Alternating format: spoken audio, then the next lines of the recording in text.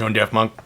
Hey, bringing you something special today. I shot this one now, 6 times, just because I wanted to get it right. The last time I actually had a little princess pony sparkle on my forehead. Not that I don't think that's special, but I wanted to be serious when I presented this DDHiFi Waifu custom collaboration with Moondrop, because it's a special set. What this is called the E13P memory. It's $169 of semi in-ear magnetic planar earphones.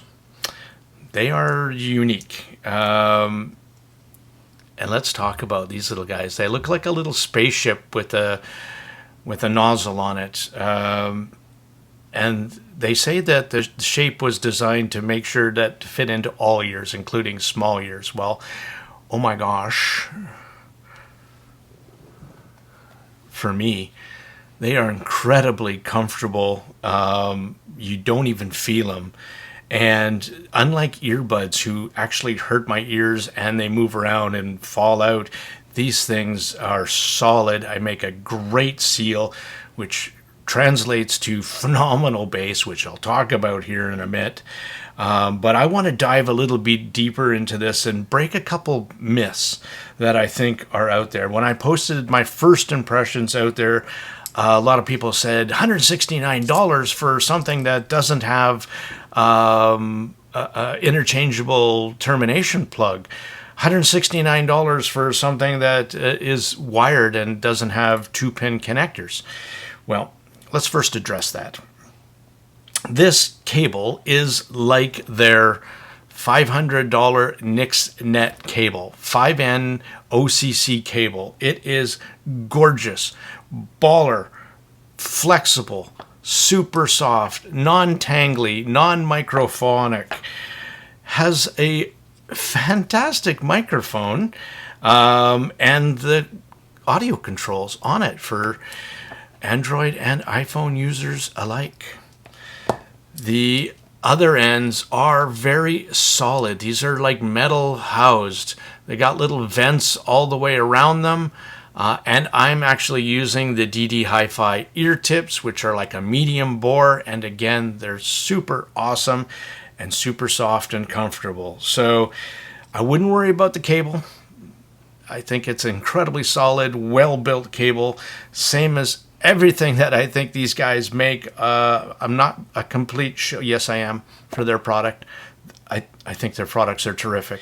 Let's talk about the other end of this. I'm digressing here because these should pay attention. They say, well, on the thing, it even tells you that inside of here, this is what's making this not just special, but quite different.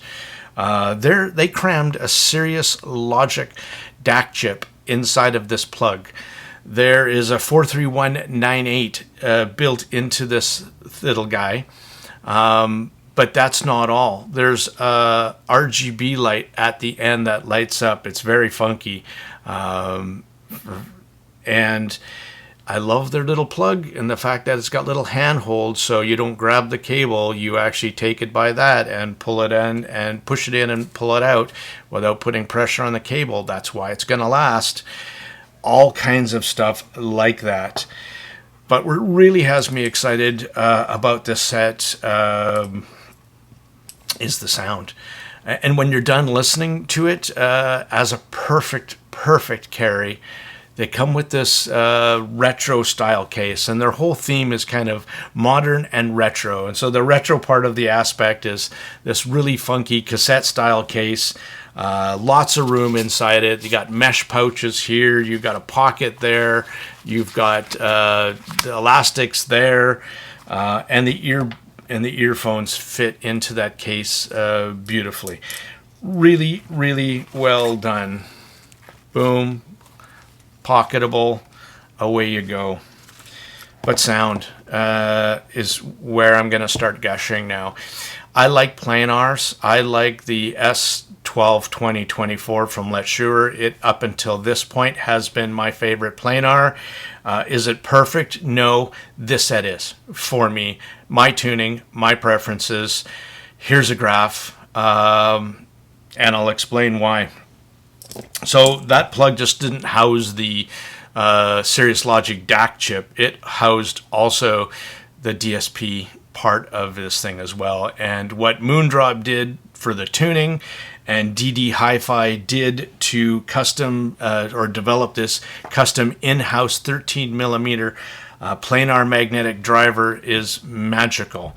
Now, typically you wouldn't see a Cirrus Logic little guy like this powering a set of magnetic planars, because planars have notoriously been known as power pigs. They need power to get going. Well, Moondrop said in their development of this little planar, 13 millimeter planar, that it's 10 times more energy efficient than other planars, and I can assure you that it absolutely is.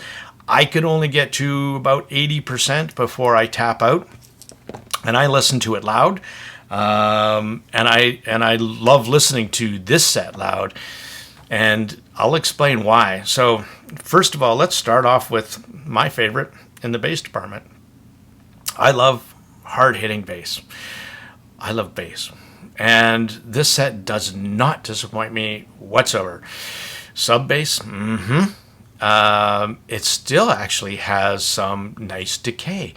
But when planars do this almost too well, is the decay is almost too fast.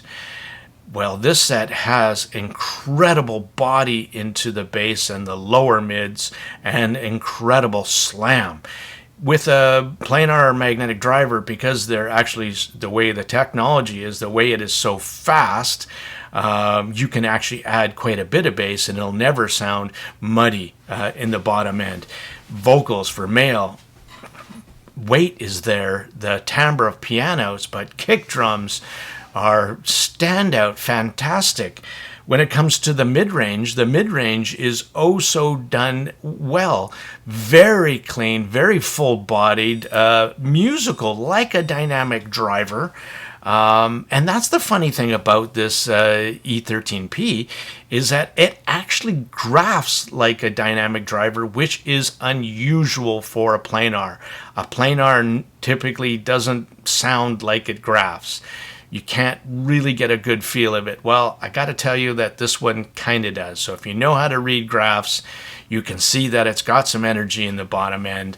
And then the mid-range is full. It's not flat, and it has body, it has depth, it has weight to it, and the transition into the upper mids, adding some energy and a little bit of vocal forwardness, but not out of place, not forward, not shouty, just enough to add in some fantastic acoustical elements to the music, where like the cello for the lower end, but when you get into the top end in strings, like the violins are just right there, and where people in the past, and myself included, some planars just are too speedy, too almost metallic. It just doesn't have the planar